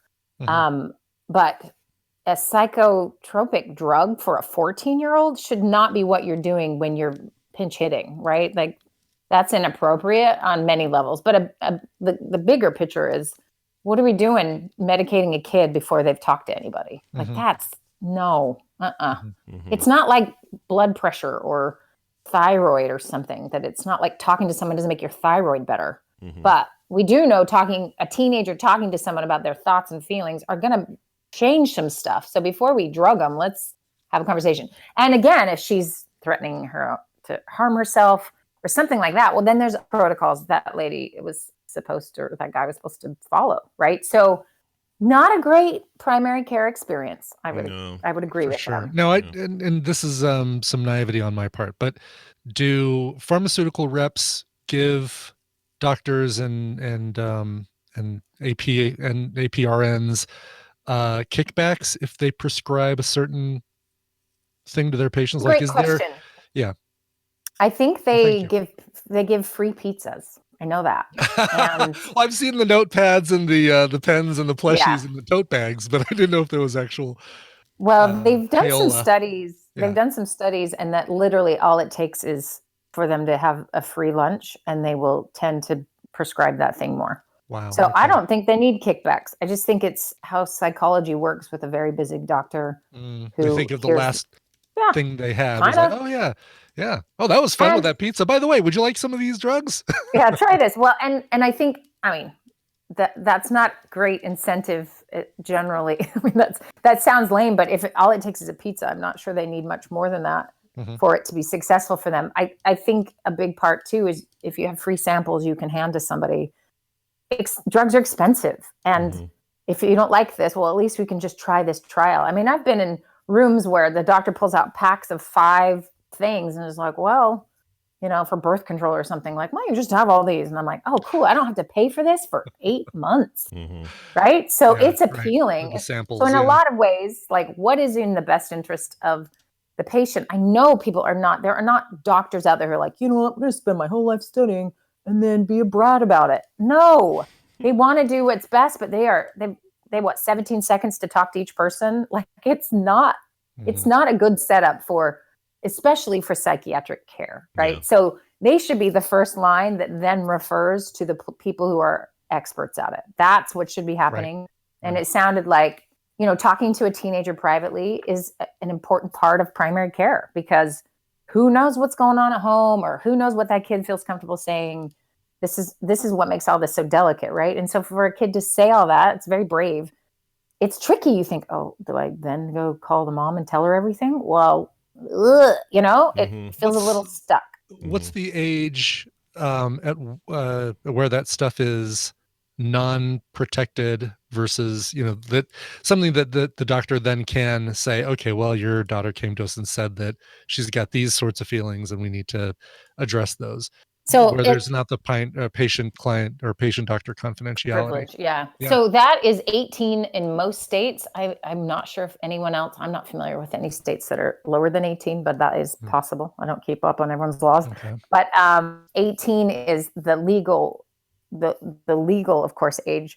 Here's where delicacy and the sort of nuance comes in, is that if you're just going to blurt out to a parent who potentially is, isn't a great support system, or abusive, or there's other problems. Could be the cause of the problems, right? Exactly. Sure. So it's very delicate and difficult. And so, they're in a bind for sure. And it depends on what the child said. If she just said, I can't talk to my parents or whatever, please don't tell them, she's got to figure out what to do. And how she did it was handed them. I mean, that's the thing that I'm not clear in like, she came out to the car with a prescription in her hand. Yeah. And an appointment for counseling. Is that what it was? Yeah. Yeah. I mean, not an appointment, but a recommendation of a request for counseling. A request for counseling. Okay. Yeah. Which now had she should come have out been, with just which that, should have been A before they got to Yeah. to be The pills are B. Like, come out with the recommendation for counseling. Great. That seems like a reasonable thing to do. But to come out with both and then also not really know what happened in there, and I don't know, the whole thing just smells funky to me. Just like to me, it just smells like moving too fast. Yeah. And we got 3 million people to see, and here you go out the door, and not really taking into consideration that there is no family member anywhere, right? What's the story? And it's not your patient, right? So that's the other piece of like, all right, here's the quick fix. Take these 2 things, go out the door. And then, maybe you don't have to come back if you decide you want to take the medicine, blah, blah, blah. Could be that. I mean, I feel like that's a lot of doctor life nowadays anyway. Is like, I'm going to write you a prescription and hopefully you don't need it. But you know how much it costs for you to come back and get this? You know what I mean? There's some realities to how medicine is practiced that makes this a little tricky, which is why I always get on my soapbox about, you don't go to your general dentist to get your tonsils removed. I don't know. You know what I mean? Like they're meant to do a bunch of really good things, and they're screeners for this type of thing. But they should not be managing your psychiatric health and especially when you're a teenager. There's some really good help out there, and there's some really good stuff that's going to give this kid a good shot to deal with some of these feelings. And so you can't rely on your family doctor, other than your family doctor knows you, cares about you, wants to make sure you get good stuff. So they'll work with you. I don't know. I just had so many experiences where people have been on stuff for years and have never talked to anyone. And it's like, what in the world? Yeah. It's kind of like just having half, and we do know efficacy studies all show that, the best treatment is both, right? So talk therapy and medication. And that's because you're hitting every dang base. There's all of the things covered, right? Yeah, if you got the chemical stuff you're taking care of with the pills, but you're doing all the cognitive / coming to grips with why and causality and all of that. You could do the talk and help cope. That seems right. And in a way, I guess she gave her the keys to both. But kind of, and just said, "Do you know how to drive? Anyway, I gotta go." Yeah. Anyway, I gotta go. Yeah, she's busy. Yeah. And again, like, this is where the parent. And so, as far as that's annoying. That was weird. I would definitely talk to my regular doctor about your experience next time you see him or talk to him, of just like, is that how this goes? Was that okay? We were a little frustrated. Of course, we want to get her help. That was weird. Whatever, if that's going to make you feel better. But then go make an appointment get her seen. You can let that therapist know, or have her let them know that prescription. Because here's the thing. You're 14 years old, and maybe you just need to talk about a couple things and to work on how. I mean, you're in literally I can't even think of a word, like firestorm of hormone nightmare land or something, right? Like you're in all sorts of different places, and your mood's probably changing all the time. And so to just jump to here's a drug that's going to numb you out, right? Just feels so irresponsible. And what is she going to just have that for years? Really? Is that where we're going to start? Can you tell I'm just bugged by the whole idea? It just drives me nuts. I know. And here's the thing. I am not against medication one bit. I am happy and here's the thing. It isn't, not everybody needs medication, but when you do, oh my gosh, it's the greatest thing on earth. Right. But the problem is, if we want it fast and furious and just to be over with, and then we're going to be billed for the rest of our lives, like, there are definitely better options. So they can be nervous, because here's okay. All that said, that's kind of the other in me talking, and I hate how my industry works talking. But then let's go to the individual sort of feelings of the parents, right? That's a scary thing to have happen. Your kid goes in, says he wants to talk to someone by themselves, and comes out with 2 prescriptions, basically. And you're like, wait, what? And I don't know. He didn't quite say he wants to get her help, but he doesn't say how he's thinking about it. It's really easy to take whatever that feeling is and get caught up in, was that nurse ethical? Right? Because our own feelings are maybe a little hurt, maybe a little scared. maybe unsure what this is about because she won't tell you. I mean, it's a scary job raising teenagers. It really is. Because the world's a dumpster fire. If you think the world's a dumpster fire on the outside 2020, go on the inside of the teenage world. It's a real dumpster fire. And it's up and down and hard. And you don't want to miss it, right? You don't want to minimize it or not get your kid help or, all those things. So there's got to be some fear there. And, that is tricky. Well, one of the cases we often run into with emails like this, and the chat room's having sort of a sub conversation about this, but we don't always get all the details from an email. We don't get full stories. We don't get as complete a picture as you would if Wendy was in her office with somebody sitting and explaining themselves over a number of sessions, right? Like it's a very different thing to send us 2 paragraphs of text versus, a session with somebody. So we can only go off what we know they're saying or what they have said. And we can also talk about scenarios like you'll often say, now the one thing they don't tell us here is this, or what we didn't get in the email was maybe this is how, so we try to explore the periphery the best we can in kind of what if situations, but it's hard. Like we can only take what they give. Like, for example, I'm not saying this is the case, but this emailer may have a bunch of information they're not sharing with us. I don't know. Like maybe they've had other problems that they're not willing to disclose in the email, and this private meeting with this nurse/practitioner person was super heavy, intense, with all sorts of baggage, and we're just not being let in on the baggage. We don't know, so we can only work around what we have. I don't know why I'm mentioning that. Other than no, that's a great point, and I want to add something that is just so common for us to do is we have our own. We project ourselves into one of those positions. So I can put myself in the position of the nurse. I can put myself in the position of the teenager or the parent.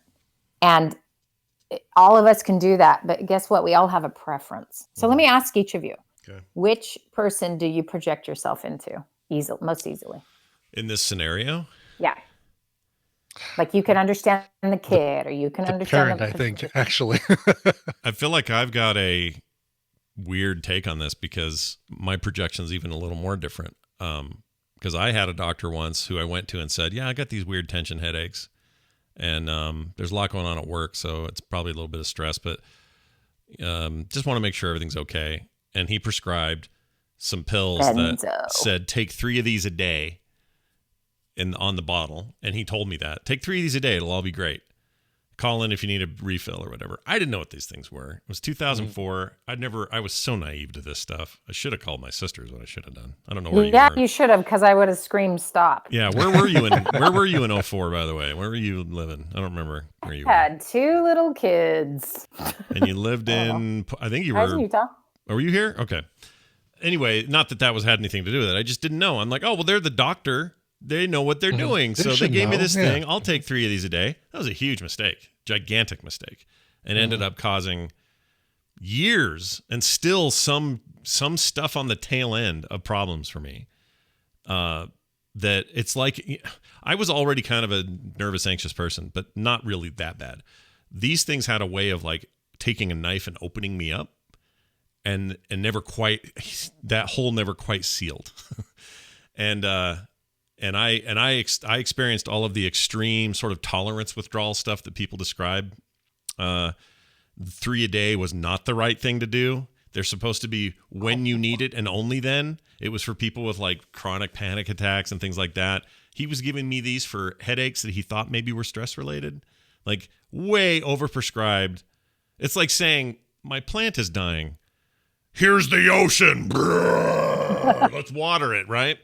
Like it was the wrong call. And then I also screwed up toward the end of it when I realized what was causing all these problems for me, and I cold turkeyed. That just about killed me. It just about killed me. And when I say killed me, I mean like literally. And there's a lot of irony about how I came out of the other side of that. So it makes a lot of sense. You inject yourself into the, they're just willy-nilly giving you a thing. For sure, because I see the situation, I go, oh no, be careful, because I know what can happen here if somebody's just being flippant about prescriptions and you're being naive about what you're taking. This can go real bad. So that's where I'm at in the scenario, and I don't know if that makes me closer to the parent, closer to the kid, closer to the doctor. I don't know, but I have probably closer.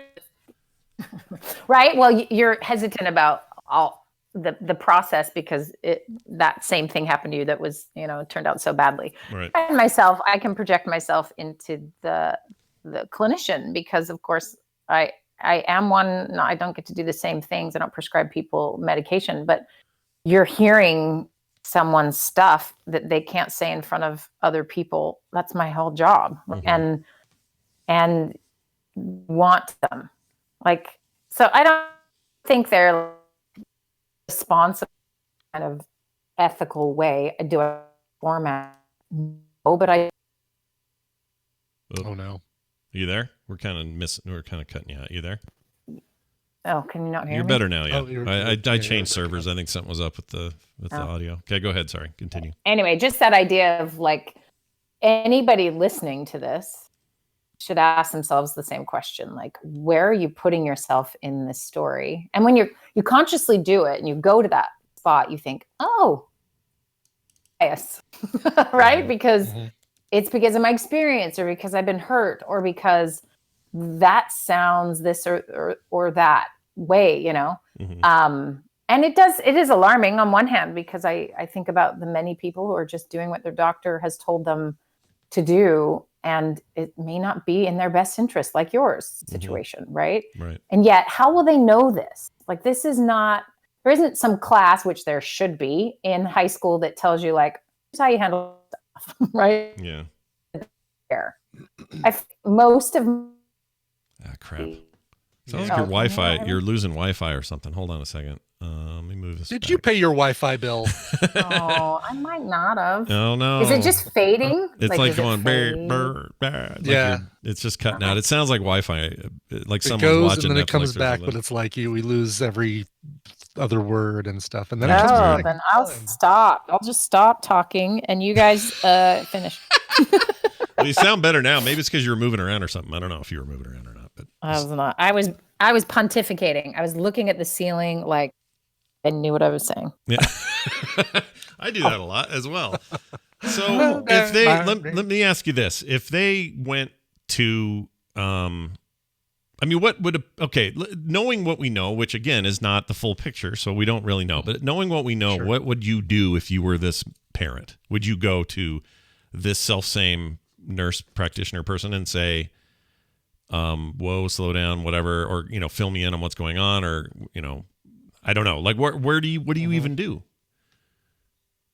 That's a good question.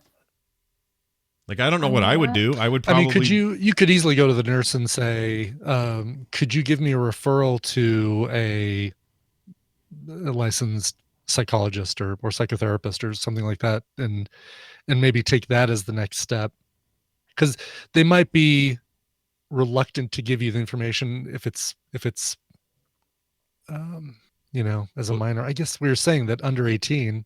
Yeah, I mean, you could demand it. I would never demand it though, because then your kid knows. Exactly. Yeah. Well, and that's the case once they start therapy, is that you could have access to all the records and you could demand to know everything, but then clearly your kid needs to be in therapy because you have control problems. Yeah.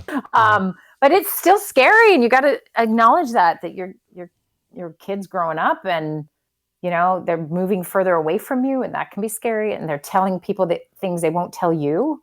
You got to check yourself there a little bit. That's hard. So I think what I would do, they gave her a referral to a therapist, right? Yeah, they got that. She walked out with a referral to a therapist and a prescription to whatever drug that is, that ectoplasm thing, whatever it is. I mean, I think what I would do is I would see if I could get the nurse to call me back, and I would just have a quick question about, hey, is the plan here? What can you tell me a little bit what you were thinking? You don't have to tell me what you guys talked about, but I would. My preference is that we do the therapy route, but I'd like to understand your take and see if she could share some professional reasons why this happened the way it did without sharing what the child had said. But I go in knowing about confidentiality and knowing you're going to shut that teenager down forever if you break that. So that's really important not to do. But it would be more about help me understand. I wasn't in the room and I was out in the car because of COVID. So a follow-up, like, can you just walk me through Just like if someone prescribed me something for something else and I didn't understand it, you would call the doctor back and go, I don't know what you're having me do here. So it would just be to clarify. And then I would plan to take her to a therapist, and then don't fill that prescription. There's no need to do that until the therapist, you have conversations with them. That's what I would do. Yeah, I would do that too, I think. I mean, it's just a complicated thing. The one thing I would be nervous to hear what's going on. Like I would almost, like, as the parent, I'd be going, oh, what couldn't she tell me? Yeah, right. Like, what happened?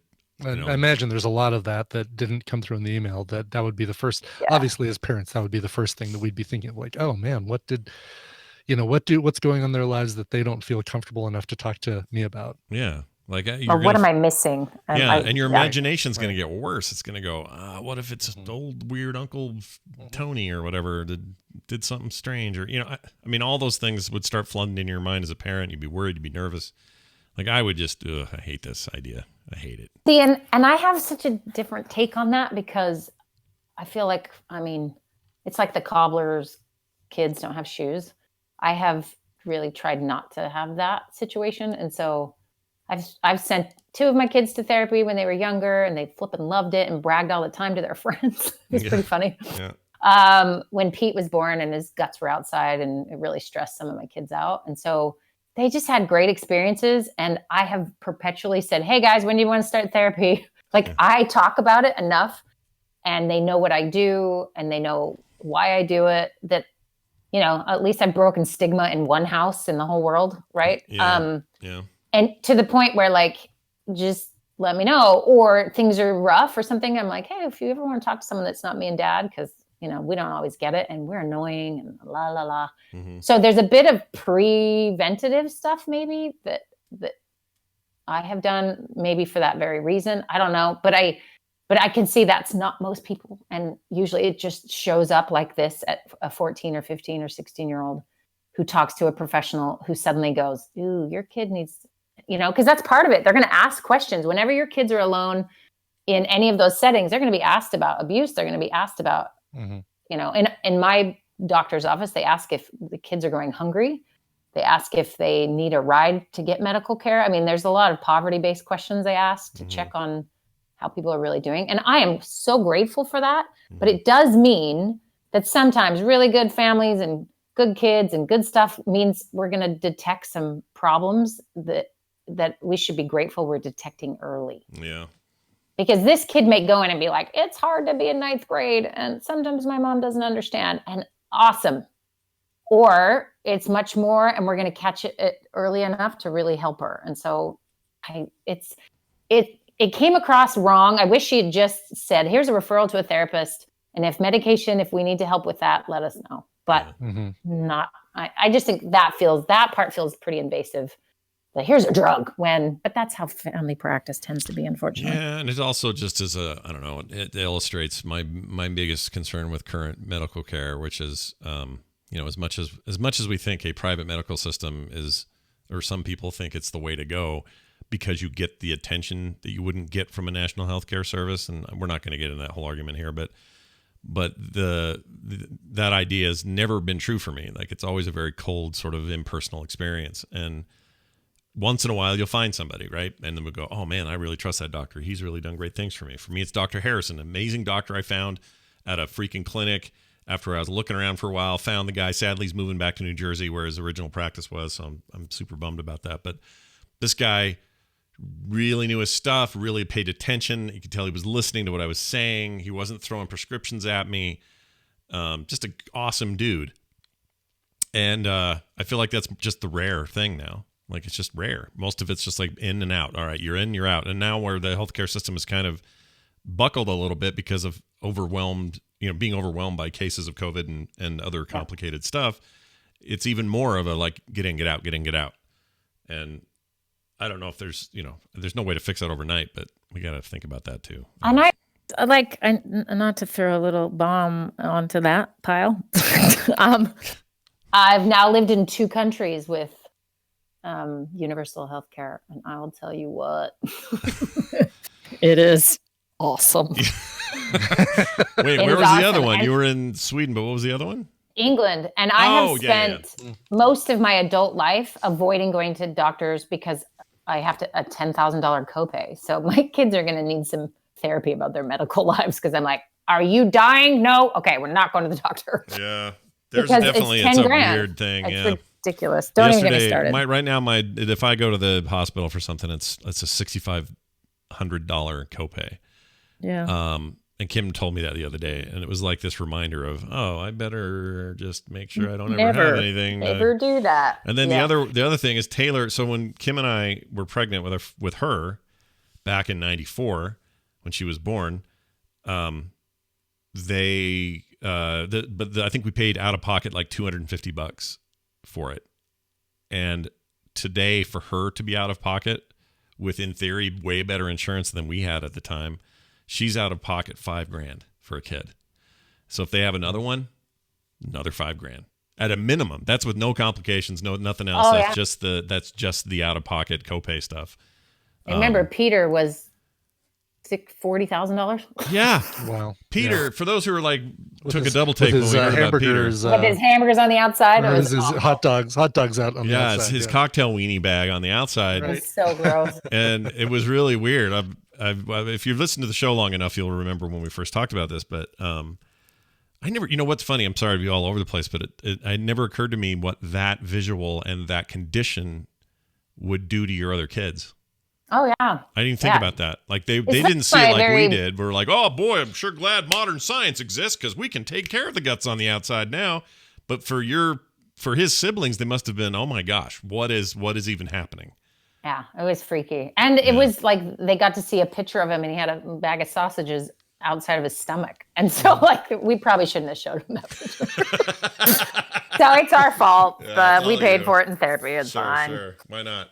But that's $40,000 is a very expensive bag of sausages is all I'm saying. Yeah. And I have a tally on the fridge every time how much he owes me money. And I just like, he does a chore, I take $1 off. Just kidding. No, it's no joke. And when 50% of your bankruptcies in your country are medical, then you're doing great. Yeah, yay, America. We gotta do better. I have to say this. Elliot split his head open we lived in Sweden. He got a big old, some kid came around a corner, he fell backwards and hit his head, cracked it open. And we go in Sweden, they stitch it up. And then when we were done, we were like, what do we do now? Like, do we hug you? Do we thank you? Do we give you a tip? It was the most foreign experience to be like, right. Sure. They're like, nobody's changing hands. How do we, right. Yeah. It was so weird. And they just looked at, and we thanked him like profusely, like they were doing us the biggest favor. Cause it felt like you're giving us free help. It was bizarre. Yeah. Anyway, I'll tell you, everyone should try it once in your life before you think you know anything. So, well, people who are really opposed to it, because my experience has been they've never lived there. They don't have any idea. And that's fine. Cause hey, still an opportunity to figure it out and find out what happens. Like people that this is going to get me in trouble. Do it. What hasn't though? Despite my typical sort of, well, once again, here's Scott being fiscally conservative, socially liberal. But the way I see it is this: people who complain that, oh my gosh, are you telling me that I'll pay 20% taxes just to have health care?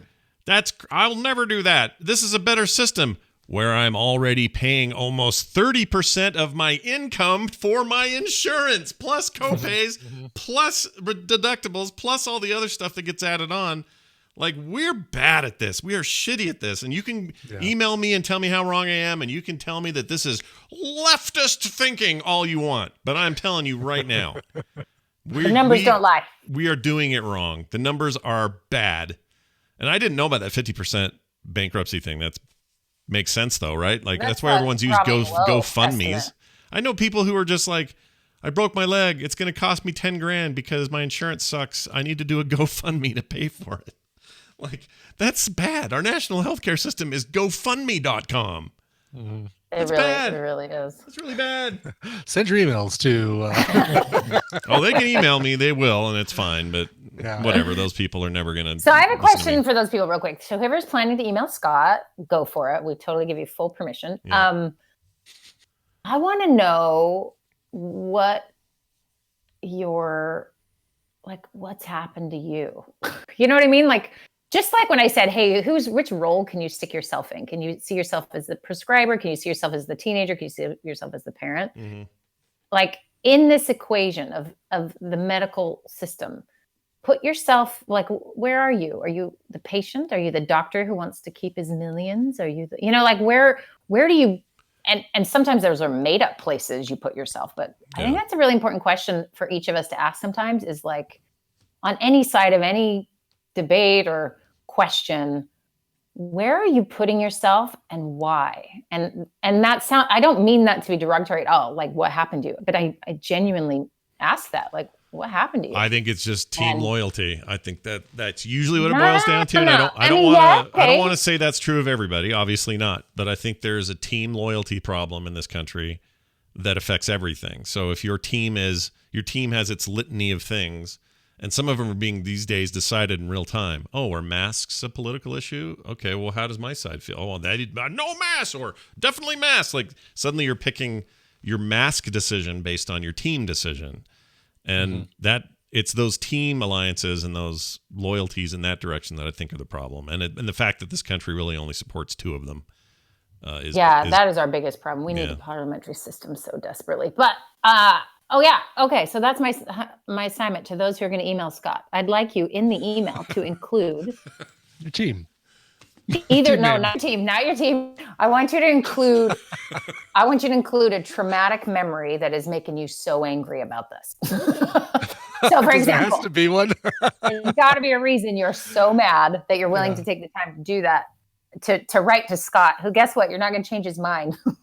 Yeah. No, I mean, you're not going to do, what usually happens, I get two kinds of emails. I get people who actually really want to have a conversation. I always find those enlightening. I learn things I didn't think about. They maybe learn some things they didn't think about. Like, it's great. That's what I like. And anyone's always, ever, forever welcome to do it. I love those. It's the ones that call and go, I can no longer listen to your show because you mentioned one time that you like this one thing. And now I'm out. And they don't even want to talk about it. That I don't care for. So if you're planning on that, just save yourself the time and the ones and zeros and go do something else. Like, that's right. Like, if you really want to have a conversation, you don't need to tell us you're going to stop listening. And even if you strongly, we're sad to lose you, but but even if you strongly disagree with me, I'm all for talking. Let's talk about it. Whatever it may be. Because like I've said before, and this is true of even this morning, I was checking emails just to make sure there was nothing for the show that was pressing. And I got one calling me a right-wing idiot because I mentioned I liked Romney or something. And then another one right Where behind have they been the last 10 years, right? Yeah. And then one right Romney's behind a little old here. Well, I guess he's still your senator, right? Yeah, I forgot. Yeah, he's the only senator I like. And I mean on both sides. I really like Romney. But that's a whole other problem. And I'm going to probably get more emails going, I can't believe you like Romney. And that's fine. And then right behind that was an email saying that I'm a lefty. So it's already, people are hearing what they want to hear and they build their own narrative or whatever. If you're going to email me, though, don't make it your freaking little soapbox exit interview. Tell me, if you're going to do that, just go ahead and go. Or stay if it's the other way. But my point is, if you really feel strongly about this stuff, let's talk about it. It's fine. I'm happy to talk about it. I will have big, long discussions with people about whatever they want to say. It's not a problem. But I can tell when you're being genuine. I can tell when you're actually coming in good faith. And I can tell when you're not. So come in good faith. I'll be here to receive you in good faith. And we'll all have a big bowl of hot good faith. I just want them to have a tiny, and you too, your insight, you already shared what your insight is. You've had doctors that have not been helpful in your life, right? Mm-hmm. Oh, and so then to claim that our system's so amazing because we get the best healthcare in the world, when you have not had that experience all the time, that's going to influence your experience, right? Yeah. And then what's theirs? Like, have they only had magical healthcare their whole life and only low copays and it's all been wonderful? My guess is not. That's not real. And yet, if they have and they think someone's coming to get that, now that makes sense why they are like, no way. No way are you coming to get this awesome thing I have. So I understand that. So anyway, it's just like being just a little bit aware of like, how has my experience informed my opinion here? So for example, when you put a mask on, it's annoying. And like when you read about people on planes just acting stupid about masks, I sat on a plane for 3 hours with a mask on. There was a part of me that thought, oh, I can see why they don't want to do this. Yeah, it sucks. Like, this sucks. And so if you took just enough of that uncomfortableness, plus now I got a lot of reasons to be real mad about this or whatever. Like you can just find there's always something that we've each been through. And, you know, that's informed so much of our stuff. So all I'm asking for is a little self-introspection. Okay, go. Yeah, there you go. Seems like the common thread in everything we ever talk about. Look at your own stuff and then, you know, be honest about it. Sometimes it's hard to be. Like I was remarking yesterday that, you know, people that have dumb, old, tired stereotypes about people in Utah. Everyone's got multiple wives. You can't drink caffeine or you'll go to jail, or, you know, all this dumb, stupid stuff that has been around forever. It annoys me. But on the other hand, I make fun of Florida, man, constantly. Well, I'm kind of doing it, aren't I? Like, it's so easy. Have you ever lived there? You don't even know. I don't even know. I really don't. Like, no, but I've been there. But we hear all the stories. Right. How can we not make that assumption? I found out something. I was telling my friend lives there, and I said, "What is the deal with your state?" She's like, "Hey, look what I Googled in Minnesota." I'm like, "Okay, back it up." But here was her point. This is something I didn't know. They have a law in Florida that the sort of that public terrible information gets released very quickly. Whereas other states, they keep it private for certain periods of time, or it's not as easily accessible. So that's why they're more open. They're not any more crazy, you guys. Yeah. They just have a law that allows us to laugh at them. And that's the stuff you never see when you come at stuff with your own stuff and you don't see it. Like your glasses are fogged. You don't see that aspect because you didn't dig further. You didn't ask more questions. And I'm trying to, at this stage of my life, be more cognizant of when I'm doing it, because we all do it to some level, and it's okay to admit that you do it. Y'all do it. We all do it. We have our own biases. We have our own whatevers, and they inform a lot of what our first knee-jerk reactions are, or knee reactions. Why not? I'll give you a little freaky scientific percentage here that are basically the cerebral cortex takes 90% of what it already knows about something and only 10% new information in a new situation. Yeah, that sounds about right. Which is why racism is rampant, right? Because it's going to only take what you've already known or what you've already thought or and then we only have room for 10%. Like, oh man. Well, that's why you can see such a generational difference. Like when people don't know this, and I don't know if I'm supposed to say this or not, but Kim's grandfather, so just one generation removed, he was whatever they call the local top dude in the KKK group in Dragon Master. Yeah, I forgot what it is. It's not Grand Dragon because that's like of the whole thing. Oh, I don't know how art organized it is, but it's like one of these sub groups, and he was in charge of that one in that part of Mississippi. And like, you can't get more racist than running your own chapter of the KKK. They burn crosses on people's lawns. Like, this is her grandfather, who's long dead and was a million years old when I met Kim and barely alive. But just one generation later, Kim she exhibits zero racism. Like, she has none of it in her, and she's disgusted by that past and she hates it.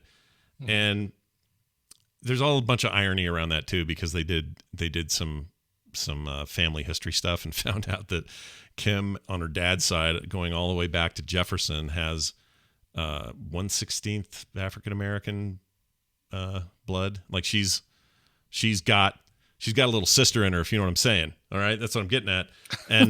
And it's great because she has amazing skin and never sunburns. And I wish I was her, because I just burn and turn into a lobster man, and then we'll probably die of skin cancer one day. But not her, because she has amazing skin. Anyway, the point is, like, that truth about the whole family line, and that was his side of the family, mind you, that he had this history, and that his form of racism, which was just basically, you're black and you're terrible, we're white and we're better. I mean, it was as cut and dry as that. Take out all the socioeconomic stuff, take out all the other weird layers we put on it today.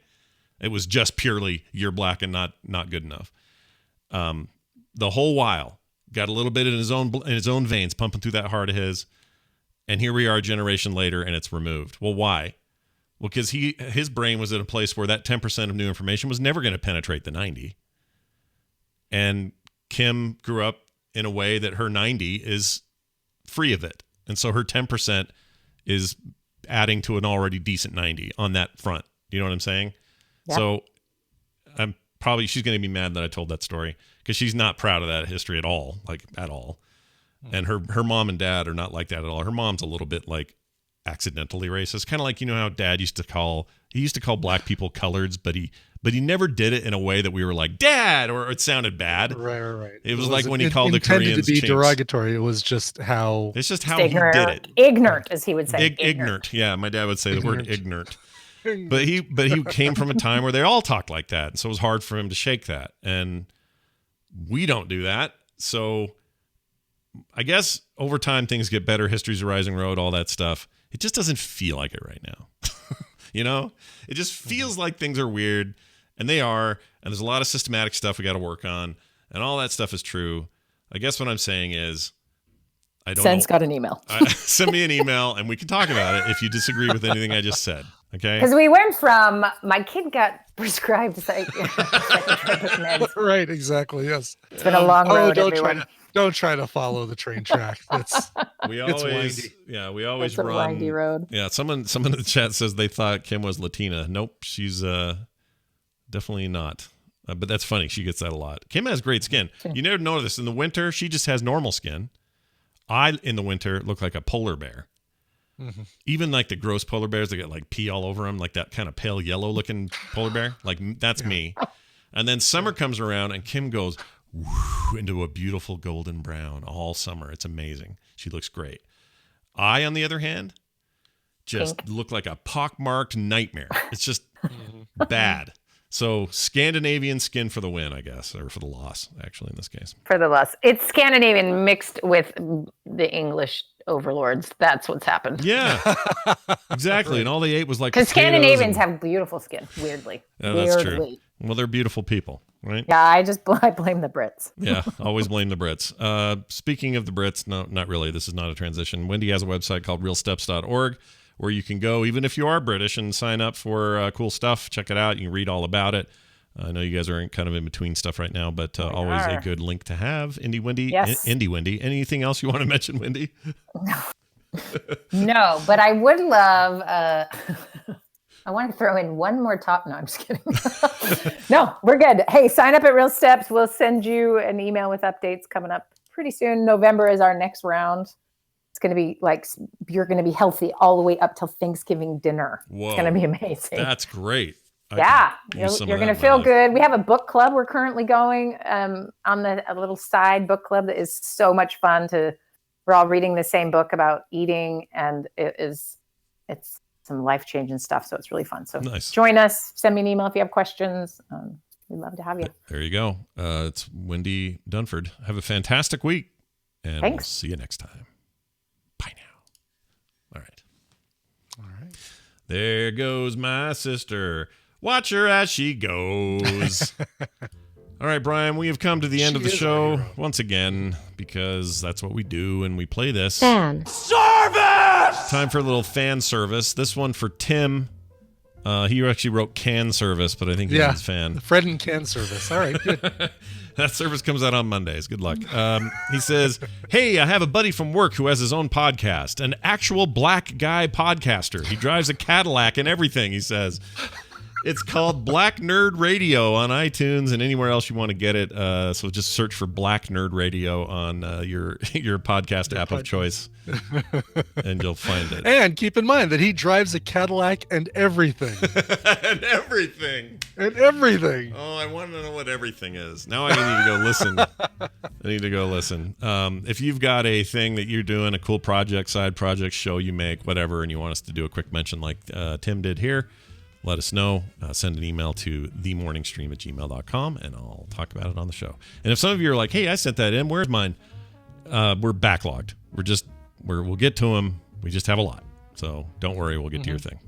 So hopefully it's the thing that you do that doesn't have a deadline that is like in the next couple of days. You know what I mean? Like, don't give us deadline things. Give us... Yeah.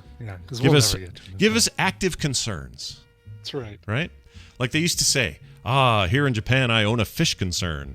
You know, we would just call that a fish farm, but over there they call it a fish concern. Right, it's a concern. Yes. I love that term. I wish we I would have use that many more. concerns. Yeah, I need to speak to my friend. He just started his own insurance concern. Instead of company, let's go with concerns. I like it. Anyway, Brian, I think that's it. Do you have anything else you want to add to any of this? No, just that I've got to pee. I'm going to do that during the song. Unfortunately, it's a short song, but going to have to pee during the song. That's so all good. If I disappear. Lots of pee. Pee is good. Reminder that you can support us at patreon.com/TMS, which, by the way, doing so will get you a bonus show this week, Friday, 3:30 p.m. That's tomorrow. That's right. There will be an episode of TMS PM. Dan will be with us. Lots of cool stuff to talk about. So come back. I'll have a new board game to talk about with Dan that should arrive by the time he comes on. Oh, fantastic. Yes. I'm going to wait and I don't want to be spoiled. Don't tell me. You will be surprised. I'm not going to tell you. Even if you asked me, I'm not going to tell you. Hey, Brian, what's the board game? Tell me what the board game is. It's called I'm Not Going to Tell You. It's for 2 to 4 players and takes about 30 minutes. See, it's got an instruction manual the size of a Dallas phone book. Oh, I'm screwed then. I'm screwed. There's no way I'm playing that. Anyway, thanks everybody for being here. frogpants.com/TMS is our website. And if you want to email us once again, that is themorningstream@gmail.com. All right, let's play a request. What do you got? Sure. Annie, who goes by Jana268 in the Tadpool, says, my daughter is turning 7 on